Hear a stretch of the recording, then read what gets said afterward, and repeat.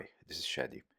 A few days ago, my good friend from Jukido Academy, George Rego, uploaded a video from 1943. It's just 1 minute long. It's about the training of the Navy of Japan. So you will see a few martial arts. So, of course, this sent me down a little bit of a rabbit hole. I'm going to share that footage with you a little bit. Of course, compare it with other footage I've shared along the years, and we'll talk about why good mixes of, say, kendo or jukendo with judo, what Kano wanted in his writings. Of course, um, mind over muscle, as well as understanding a little bit about the Daini Butokukai and how it did not coincide fully with Kano. So we will see some sumo, kendo, and judo. Of course, in my book, The Origins and History of Judo, there are chapters where Uchida Ryohei talks about how sumo is the predecessor and the ancestor and how it evolved into jujitsu and, of course, judo. So here you see the training footage. They're doing some taiso and they're trying to stay in shape, not overly big guys, but when you look at the martial section is very interesting. You have some sumo, they're training, and of course there's also bouts of kendo and judo as well. Here you can see sparring. They look like judokas applying their sumo. Here you see there is mats on the ship and they're training as well. So now these are not cut up footages. This is the same because here you see you have the mats while at the same time you have kendo bouts and sumo bouts as well. And there's of course plenty of footage here. You can see this one from also the Imperial Japan era. You see one was hooking for Go Sotogake while the other one was going for Uchimata, while at the same time they lost their weapons. And here you see Tan Kendo versus Kendo.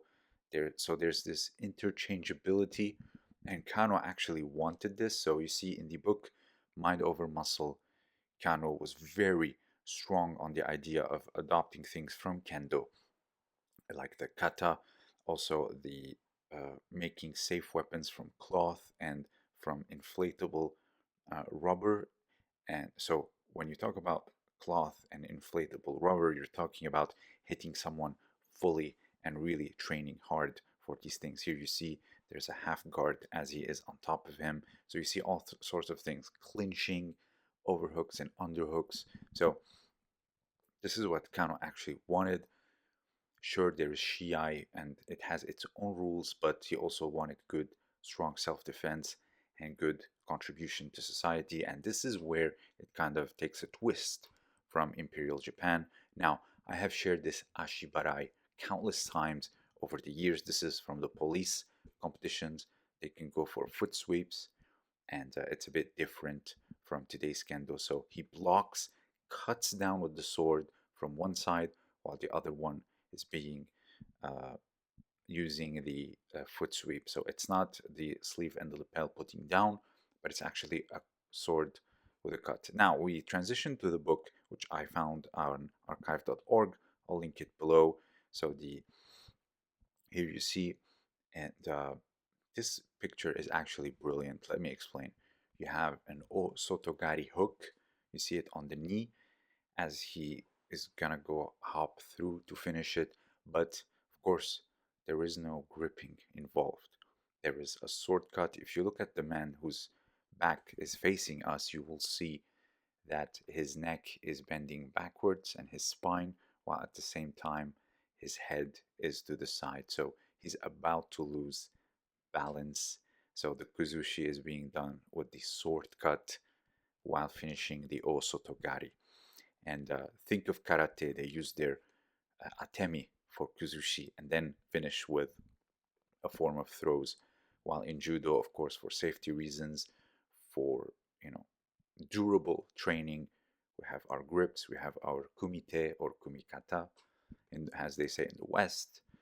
And of course, you see how they all interchange. Of course, I am putting on a presentation for later. It's how the American occupation, of course, put a big hit on Japanese martial arts, and it kind of took it in another turn. However, Kano, Jigoro wanted martial arts to be preserved, but for different reasons than the Butokukai. You see, the Butokukai was founded in around 1895, and it was, of course, helped and sponsored by the Meiji government and imperial. So it was imperial, and the idea was to preserve the idea of Japan, the identity, and the martial spirit of it. But they had ulterior motives, and of course, being in expansionism and militarism, and Kano was, of course, forcefully against it. There are accounts and references that I found where Kano was against turning Kodokan into a training center for the military. He wanted education, of course, Seryoku Zenyo and Jita Kyoe. And if you talk about Jita Kyoe, which is benefit for self and the others, things like expansionism and militarism are by default against what the Kodokan stands for, and he wanted it to be about education while preserving identity. And this is why he is someone that I truly admire. He wasn't some pacifist hippie, of course. He wanted good self-defense with good ethics, because it takes strong men or strong people with good training martial skills to create world peace.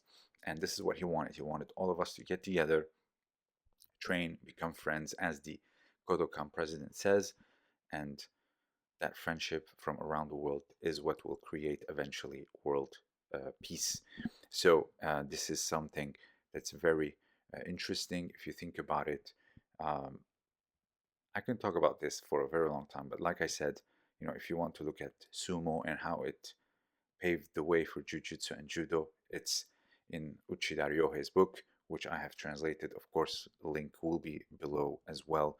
And Kano is someone that the more I read, the more I found out like the Kodokan and how he was vehemently against becoming a military training center.